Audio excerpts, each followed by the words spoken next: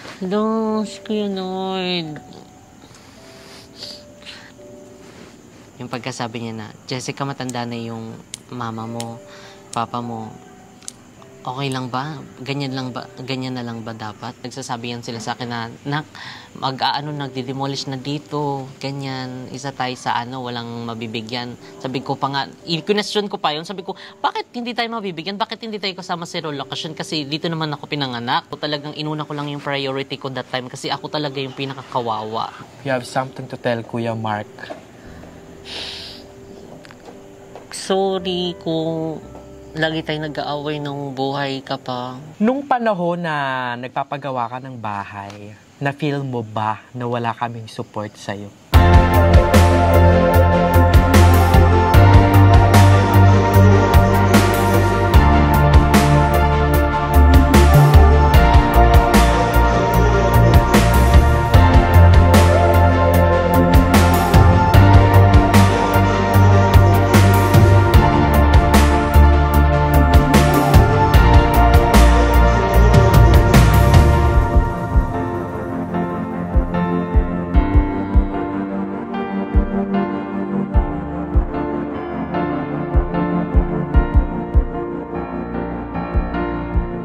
Nagbabanag, it's your mother, Nak Balumel, and welcome back sa aking YouTube channel. And ayan, I am so excited to share this with all of you. And it's been 3 years simula nung magkaroon tayo ng tapatan sa ating mga circle of friends. Kaugnay na dyan ang BNT Production. At syempre nabigyan tayo ng pagkakataon na ma-interview rin ang ilan sa mga personalidad na talaga namang kinikilala din sa ating industriya. So, na-meet up natin, hindi pa ikaw, na-meet natin si Mr. Wendell Ramos, Tony Labrusca, ang nag-iisang DJ Jaiho, si Mama Jai, Miss Carla Estrada, at ilan pa sa mga nakasama ko din na kahit papano ay naging daan upang mas mahasa at malinang ko ang aking talento sa pagbibigay ng panayam sa iba't ibang tao. Pero at this very moment, babalik tayo sa pinakaumpisa. Kasi nung natatandaan ko, 3 years ago, siya lang ang hindi ko na-interview sa Bakla ng Taon. So maraming katanungan ang naiwan sa mga nakalipas na taon, and at this very moment, I am so excited. At alam ko marami din nag-aantay sa inyo mga tagal pa yan, be? Na sabihin mo lang magkaroon ng one heart-to-heart talk with this person. So, let's give it up sa nag-iisang member ng Bakla ng Taon na meron ng ilang franchise ng kanyang business at palago ng palago, parami ng parami ang kanyang utok.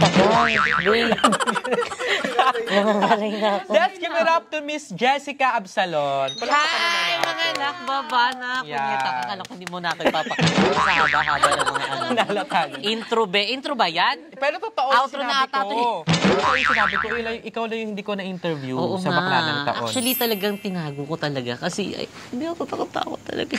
Ha? Ano kung maintindihan mo yun na yun. Nagtatago siya? Sabi ko. Hindi kasi si Bebang din talaga nagtatago din. Chares. So, ayan, dito si Bebang, si Mu, at saka si Babe. Ayan, they are watching. So, live na tayo sa BNT House. And most requested to actually. Kasi marami din talagang nag-aabang. Kasi isa ka sa mga inaabangan talaga dito sa Tapatan. Kasi nga, meron tayong mga questions na dapat mong sagutin. Oo nga. Ayusin yung question mo lang mat-mat dyan, ha? Wala namang math, science lang. Tsaka physics. Ay, ano yun? So, bumalik tayo. Jessica, syempre, marami kasing question na hindi ko na natanong sa'yo. Kasi nung kasagsagan na nagtatapatan ako, ito yung time na si Jessica ay parang isolated. Ito yung nagpapagawa ka ng bahay, pandemya. So, marami ang dami din mga kaganap. Oo, kaganapan na daming issue. Pero, although natakal naman na namin yan sa off-cam, pero ngayon gusto kong ma-share naman publicly. Kasi may mga tanong na naiwan eh. Totoo kung anong nangyari that time. So ngayon talaga is masasagot yung ngayon masasagot. Gumugulo sa mga isip ngayon, nila. pwede mo na siyang sagutin talaga. Kasi parang wala na tayong hesitation. Kasi okay naman na siya. Yes. Gusto lang namin malaman. So babalik tayo ng very light. Pero isa natin sa tanong na, kumusta si Jessica in all aspects? Kamusta si Jessica?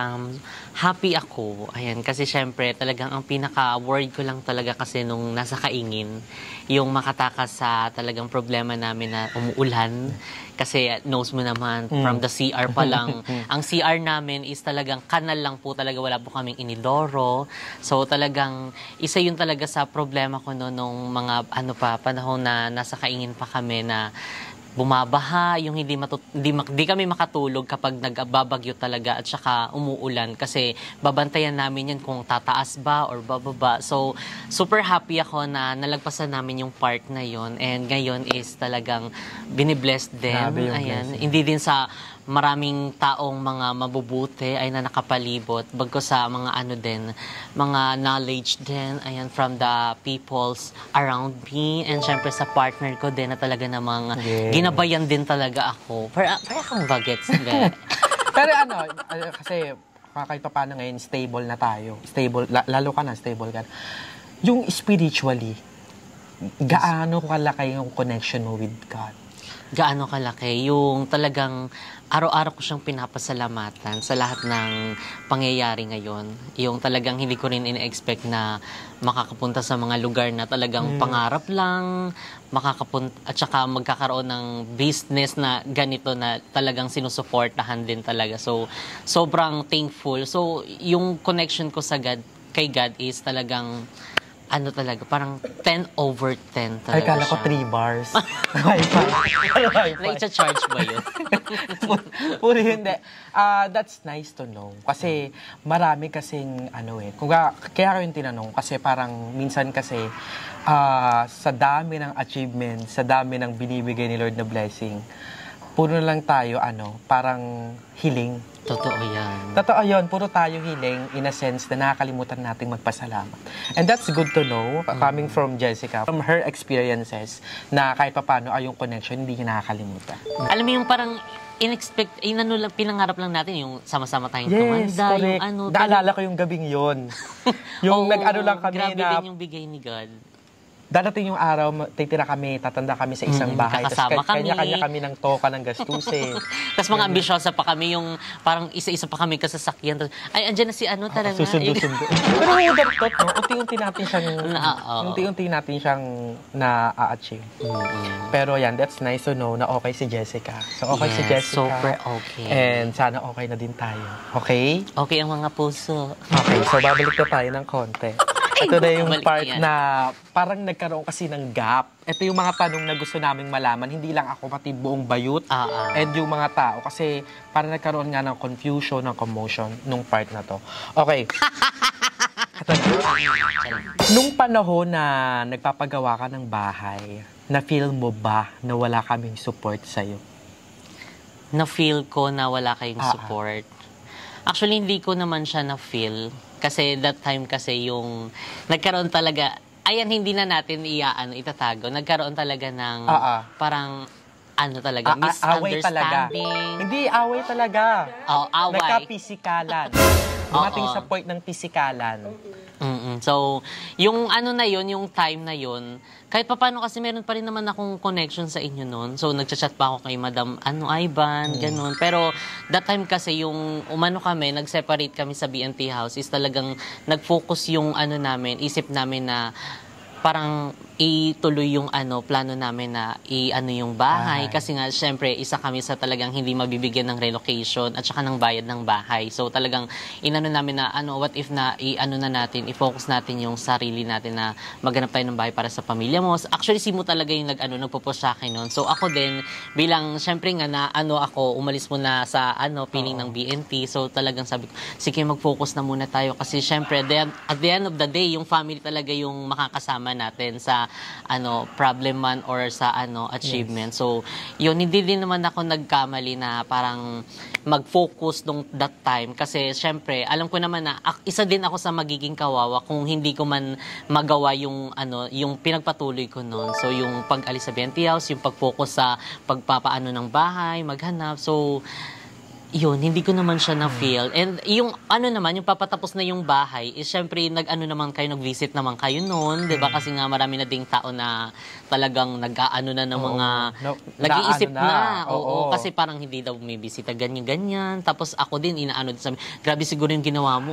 Marami din nagpi-PM sa akin. So talagang ano talaga ako, deadma talaga ako. Sabi ko, hindi tuloy lang kasi pag pinagpapakinggan ko sila, parang mawawala din ako sa ano noon, sa focus. So talagang that time is si Mo din yung kasama ko, si God at din. least, di ba, ngayon marirealize mo talaga, that's one decision na kung hindi mo ginawa, parang magbabago talaga lahat. Totoo. And yun din talaga yung naging decision mo. Kasi, although kami, nagkaroon din talaga kami ng parang gap nun, di ba? May gap talaga nun na miscommunication, na wala talagang, may part na wala talagang pansinan. Totoo yan. Tapos, there was this time naman na, nagkaroon din ng reconciliation. Na parang, alam mo yon, parang biglaan na lang, yung hindi mo siya naramdaman. Tapos biglang okay na. Actually, ganun kasi, di ba? Pag nag-aaway-aaway tayo or nagkakatampuhan, pag nakita kita na parang, nawawala din siya. Ganyan. Pero I'm so happy that you made that decision, Jessica. So, sabi, time will heal. Time will tell. Time will tell. Bisaya. Time is the ultimate Teller. Truth teller. And it happened. Totoo yan. So, sorry Jess, if you felt that way, kung dumating ka sa part na yun, pero know na, kaakibat mo pa rin kami that time. Wala man kami doon physically, pero yung dreams, sana, baano mo yun sa isip mo ngayon na wala na drive naman na yun. mo, sobrang happy lang din kami sa marami mang nangyari and know na nakasupport kami sa inyo. Yes, thank you. So, next question. Ito. Kasi ando na nga eh. Kasi nagkaroon na ng gap. Oh my God, bumibigat na. Nagkaroon na ng gap. Binalak mo ba na umalis to sa BNT? Sa BNT? As in yung tanggalin? Parang, kasi that time kasi parang, parang ganun. tinatok mo na kami. Or, alisin na natin yung BNT kasi wala kami karapatan na wala kang karapatang umalis dahil ginawa tayo. At wala rin kaming karapatang magtanggal. Diba? Naisip mo bang i-cut off kami as your friends? Kinat off na friend? Hindi. Kumbaga parang talagang that time is focus talaga ako sa goal. Kasi inisip ko din si mama nun eh. Kasi di ba si mama nasa bahay, tapos si papa, tapos yung pamangkin ko. Tapos nagsasabi yan sila sa akin na, nagdi-demolish na dito, ganyan, isa tayo sa walang mabibigyan. Sabi ko pa nga, i-question ko pa yun, sabi ko, bakit hindi tayo mabibigyan? Bakit hindi tayo kasama sa relocation? Kasi dito naman ako pinanganak. Sabi, hindi kami nagpa-member nung dito sa asosasyon. Sabi ko, bakit hindi kayo nagpa-member? Yung yung lolo ko. So, talagang, sila mama ko talaga yung inisip ko noon. Hindi ko naman talaga kinat-ties. Kumbaga parang, parang set aside ko muna. Siyempre, andyan naman kayo, nakasupport naman kayo all the time, kahit may gap. Kumbaga parang naging focus lang muna ako doon sa sa family ko. Tapos after naman nun is talagang sunod-sunod parang wala nang nangyaring something. Wala na nangyaring away kasi yung nagkita-kita na kami is parang wala na, parang alos mag-ookrayan na kami niyan, maglalaitan na, ganyan. Tapos yun, parang parang wala na nagkaroong problem that time. Siguro dyan papasok yung isa sa mga utos ng Diyos na if you put your family first, yung nanay at tatay mo, everything will follow. Totoo yan. Diba? And that's it. Ayun yung testimonya. Pinaka-perfect example na at the end of every day, uwi tayo sa magulang natin. Kasi yung nanay at saka tatay naman natin hindi na pabata, diba? So, syempre, hindi naman natin masasabi kung hanggang kailan natin silang kasama. So, talagang hanggat andyan pa sila, ibigay natin yung best natin, yung 100% best natin. Ganon.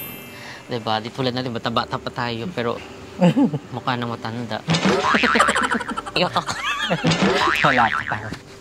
Okay, bakit naman. kayo nagsabunot na nagsabi? Ganun. Okay na tayo sa physical part. Okay, so eto naman, Jessica.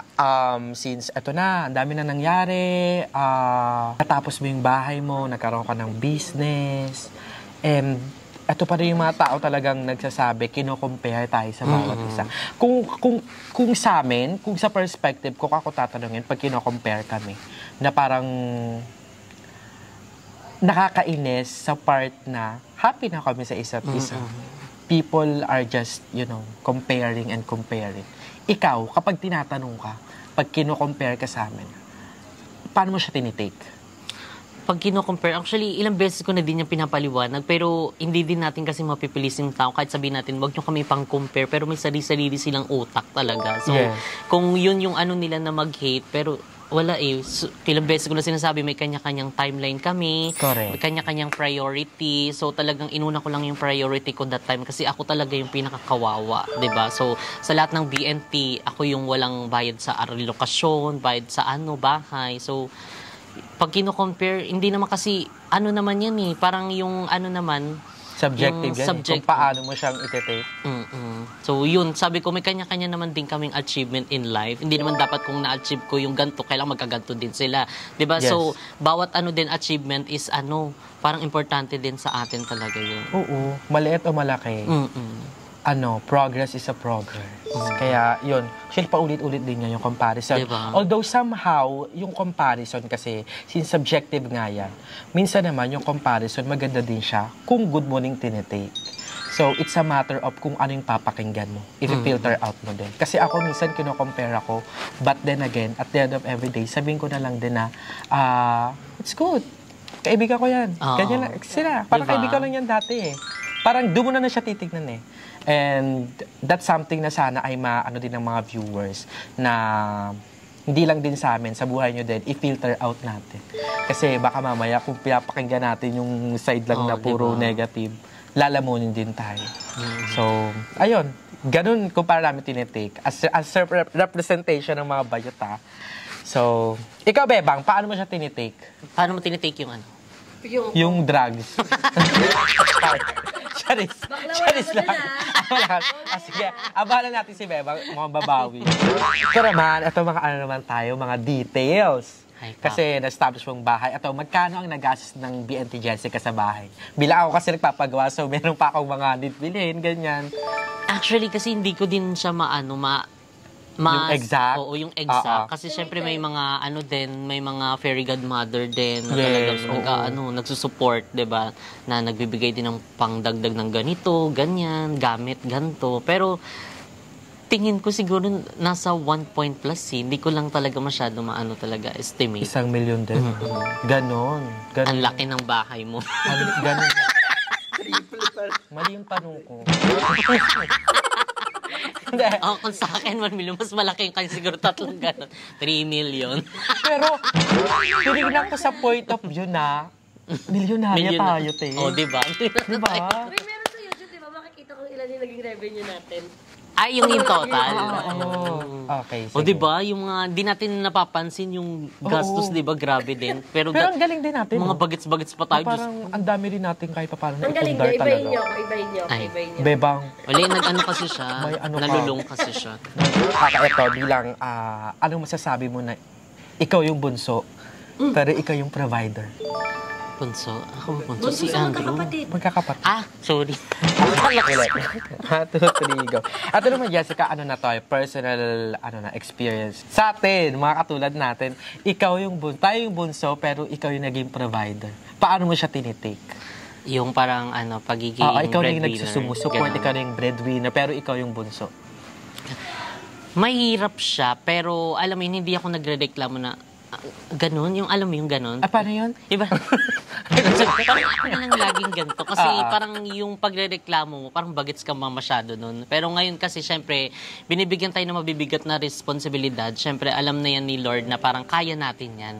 Diba? Hindi naman tayo bibigyan ng isang parang mabigat na pagsubok kung hindi natin kakayanin. Syempre, maano din tayo, makakasa din tayo dyan. And syempre, patuloy din naman niya tayo pinibless eh. So talagang parang nagiging nagiging give and take din talaga. So, binibigyan tayo ng blessing, tapos sinishare din natin sa ating family, 'di ba? So, parang nagtutulungan din. Tumutulong si God. Hindi lang natin para masabi na inaabot niya, pero alam mo yun, nagbibigay siya ng parang sign na parang kunyari like parang may shoot kayo ganyan o may TF yung like ganyan, 'di ba? So parang magkakapera ka sa ganito. Yung parang alam mo yun, hindi mo siya mas maano na personal niyang binibigay pero siya yung nagbibigay ng daan na yun para alam mo yun, mai-share mo din yung ano na yun, blessings na yun sa mga mahal mo sa buhay. Correct. Kasi usapin yan eh, yung pagiging breadwinner, 'di ba? Pero tama si Jessica, you are being the instrument. You are, Yes. God is using you to be the instrument para naman ma-share mo din sa pamilya mo, sa blessings mo, ay sa iba, sa mga taong nakapaligid sa'yo. And actually ako din, ganun ko siya tinitin. Diba? Yung pagiging breadwinner as parang ang pinaka-kinalang kasi natin dyan, i-compare mo na lang yung life niyo sa dati. Totoo yan, Tapos diba? kung paanong binago ni Lord. Tsaka totoo, tama, si Lord, gagamit siya ng iba't ibang tao, iba't ibang paraan para maipahatid yung biyaya sa'yo. Words man yan. Yun, yung mga nag-feed sa utak natin. Totoo. That's a blessing also. Tsaka hindi naman din ibang tao yung mga ano natin, family natin. Yes, diba? hindi naman sila ibang tao. Unlike sa akin, kasi anak talaga ako ng Queen Elizabeth. Ay. Tapos si Mama Elizabeth naging... Huwet. Elizabeth Huwet. Sabi niya naging instrumento. Anong instrumento? Drum? Ikaw anong drum ka? Drum. Yung ganun. Hindi ako isali. Sorry. Tito yun, te. Put. Okay. So, ito Jessica, since meron ka ng napagawa mo ng bahay, tapos na, and marami ka ng franchisee ng ng JK Samgyeopsal. talagang papalago. JK Samgyeopsal. So, meron na ano yung mga branches niyo? Ayan, meron kami sa Imo, sa Naik, sa GMA Tanza, at saka sa Sariaya, Quezon Province. And there's more to come. Oo. Diba? There's more to Mag-franchise come. sa akin, ganun, marami. Mag-franchise na kayo. Diyos ko, palago ng palago ang Opo. JK Samgyeopsal. Welcome na po agad sa JK Samgyeopsal family. Oo. Baka mamaya franchise din ako. Ay! Oh my God! Ayan na nga, magkakapirmahan na. Contract signing wala to. Pero open ka ba sa pag mga bayot yung nag-ano? Kasi ang Oo dami naman, tatanong dyan. napag-uusapan Mga bayot, naman. mag-franchise kayo daw, naman. mag-franchise. Oo. Okay lang. Okay naman, bakla. Ano ba? Diba? Tapos si Andrew na yung logo. May ni Andre Para logo. BNT na. Nakaganon siya. Hindi, ito na. Since natanong ko nga yung business, gaano kahirap maging CEO? At si Kevin as COO? Oo, kasi CEO ka pa si Kevin yung COO. Diba? Gaano kahirap maging isang business owner? Gaano kahirap? Paano ba masasabi? Parang does it take a lot of time management? Oo, Nahirapan ka ba mag-adjust sa oras, sa pagod? Kasi syempre, nag-ano din kami Oo, sa... kasi diba, ibang-iba kasi pag nagbablog tayo, tsaka sa trabaho. So, paano kang naka-adjust?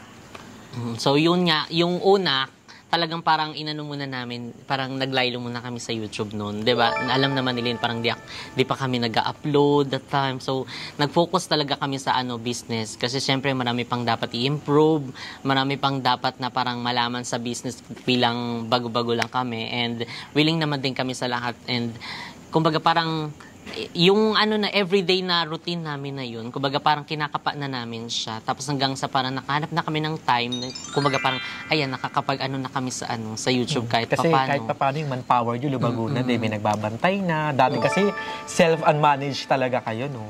Oo. Pero may mga problems baka kayong kinakarap na yun sa business? Sa business, wala. Pero kasi syempre, kapag yun nga, marami din kayong parang tao na employee, di ba? Syempre, hindi naman din pare-parehas yan. May mga talagang ma-encounter ka na problema kasi yung ibang employees, syempre, may mga matitigas sa ulo, talagang hindi sumusunod. So dapat may guidance pa rin talaga. Oo, may guidance pa rin na talagang dapat tutukan. Kaya talagang minsan nalilate kasi syempre, nag-iikot-ikot din kami sa mga branches kasi kailangan talagang bisitahin kasi kung hindi bibisitahin baka nahilo na sila. Mahilo. Kayo ang nahilo sa pagbisita niyo. Pero at least, di ba, yung assurance na, okay, yung franchise, di ba? So, eto naman. Time management. Paano ba? Pati time management. Kung papipiliin ka, mag-vlog or mag-business? Papipiliin? Oo. Like, di ba nag-start ka sa vlogging, pero now you are a business owner. If you are to stop kung sa isa doon, anong papipiliin mo? Vlogging or business? Ang hirap. Ang hirap. I mean, you can do both naman. Pero, di ba, syempre kung papipiliin ka lang. Ano lang naman to, situational question. Siguro, ang hirap. Hindi ko kaya. Pero sila importante. Oo. On her side, alam ko naman na maano niya yan. Yeah. Yung time management, grabe din. Pili ko natuto na lang to kay Kevin talaga. Oo, grabe talagang din yung... hirap din kasi morning talaga person, tapos alam mo naman tayo, mga nocturnal, anong oras na natutulog, nagigising, so naano din talaga ako doon sa kanya, naano din kasi siya sa abroad, so talagang naano din ako, alam mo yung, ang sarap ng tulog, bakla, tapos gising na, ligo na, ay, pagod yan.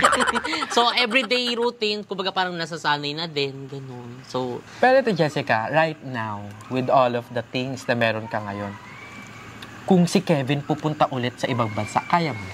Kaya mo pa? kung pupunta siya sa ibang bansa, Kung sama babalik ka sa ako. ibang bansa, kaya mo na? Sama ako. Vacation nga naman, Oo, di ba? sama kaming dalawa. Kasama na lang.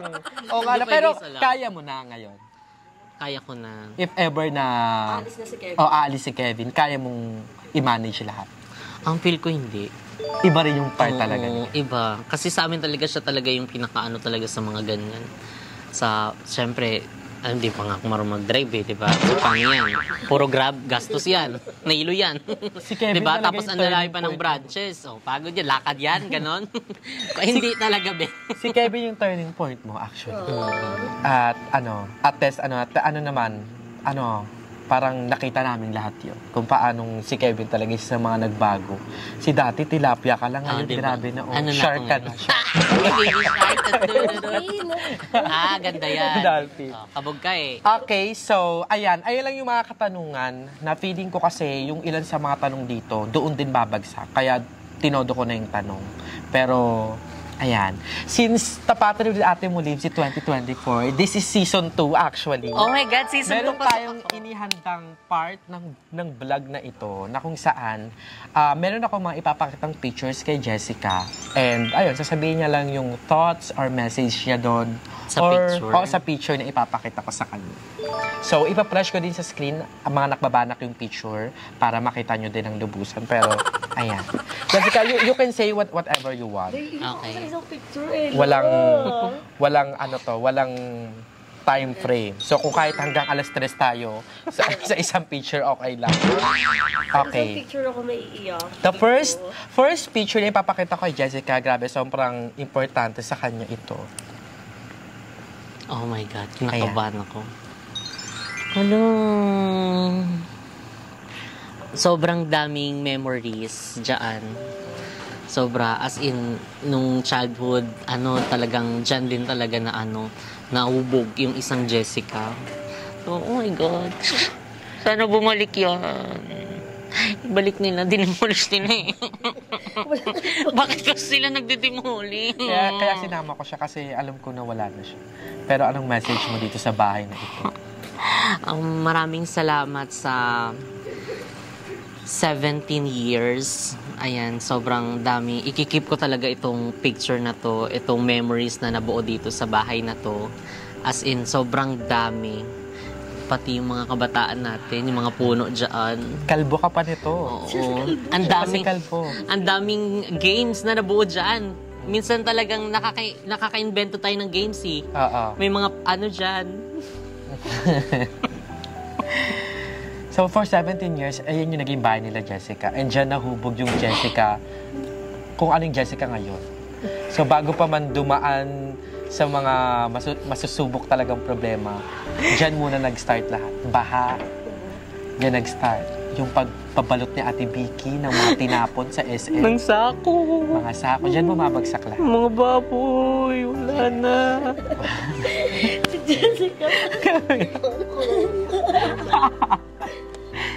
Yan nag-start lahat. Kaya sinama ko yan kasi sobrang alam ko magiging memorable yan kay Jessica. Okay, that's the first picture. Next picture, eto anong message mo sa kanya?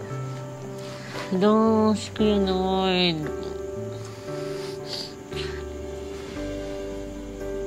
Puro pasasalamat. Ayan, sa lahat. Siyempre, sa paggabay niya, Siyempre kung hindi din dahil sa kanya, alam ko wala din tayo ngayon sa platform na ito. Siya din kasi talaga nag-open ng maraming doors, hindi lang sa akin, siyempre sa ating lahat. And gusto ko ding sabihin sa kanya na super akong nagpapasalamat sa lahat.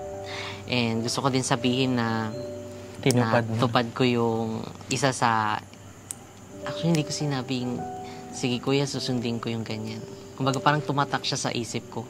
Yung pagkasabi niya na, Jessica, matanda na yung mama mo, papa mo. Okay lang ba? Ganyan na lang ba dapat? Yung pera mo, inaano mo sa walang ka ano-anong bagay. Tapos nakikita mo yung mama at papa mo naghihirap dyan. Kumbaga, tumatak siya sa puso't isip ko. Kaya isa yun sa naging, talaga, nag-inspire sa akin na pagbutihin pa, nagalingan pa, na yun nga, na i-ano ko din sila mama at papa na ialis ko doon sa lugar natin, 'di ba, na ganun yung sitwasyon na palabaha, na din traffic, and ngayon super sana happy siya sa lahat ng achievements natin in life, na talagang inaano natin, pinagpapatuloy natin kung ano yung sinimulan niya sa ating paghubog. Okay, ito, for the last picture, Jessica, gusto ko, kumbaga, yung message mo sa kanya talaga, huwag mong parang, yung message, gusto ko, parang kausap mo talaga siya. So, our third picture would be this one. Ano, kuya ko?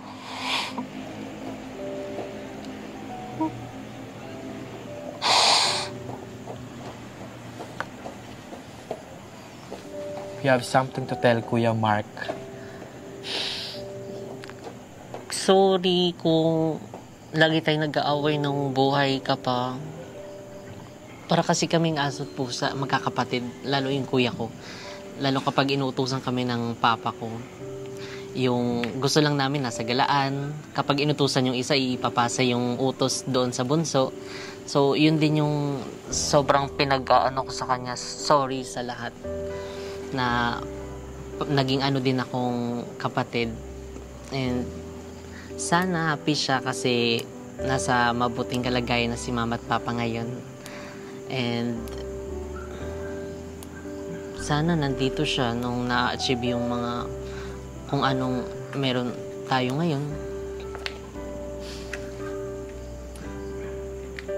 No.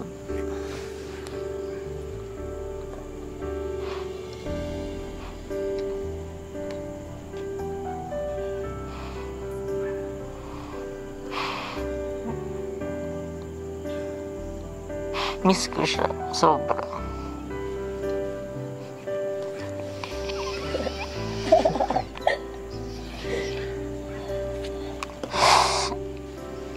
Iyak sana ako, kaso yung dumi ng kuko.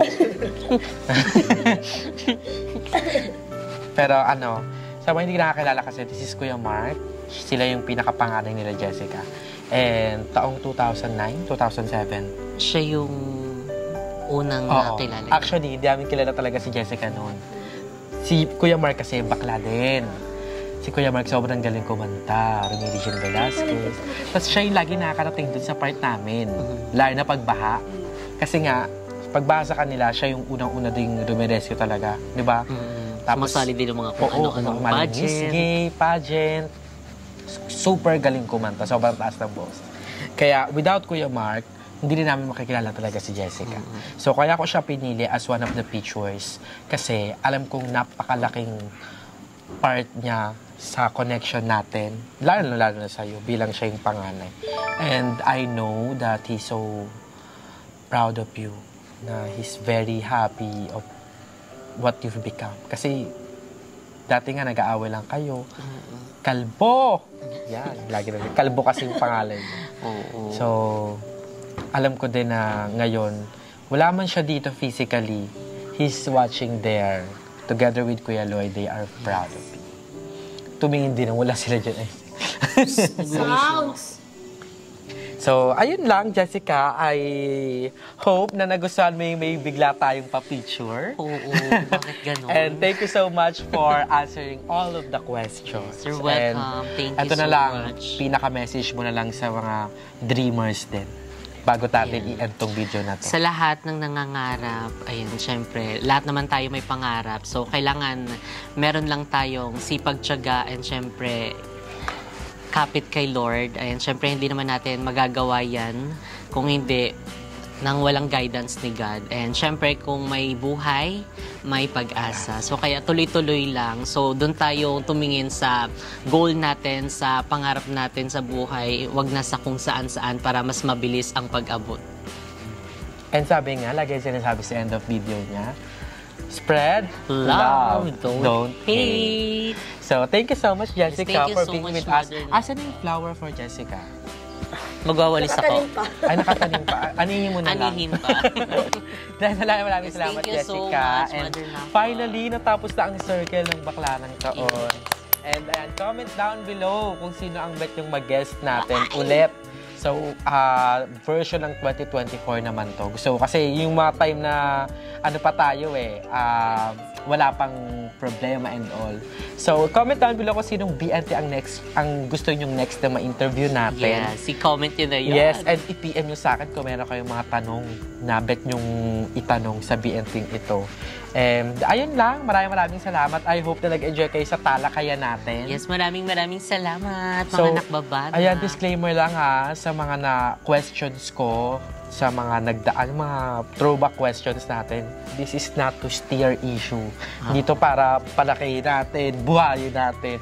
Ito lang yung mga naiwang tanong. I never get the chance to ask those questions ng panahon na yon. So, ngayon ko siya tinanong. Kaya, ano lang, hinahinay tayo sa comment section. Baka mamaya sabihin nyo, ini-steer ko yung mga issues and all. So, ayun lang. Maraming salamat mga nakbabanak. Thank you so much din kay Kevin and kay Babe. Yes. Kay Bebang for helping us mag-set up. Ganyan. And maraming salamat sa inyo. So, tatapusin natin ang ating vlog na ito.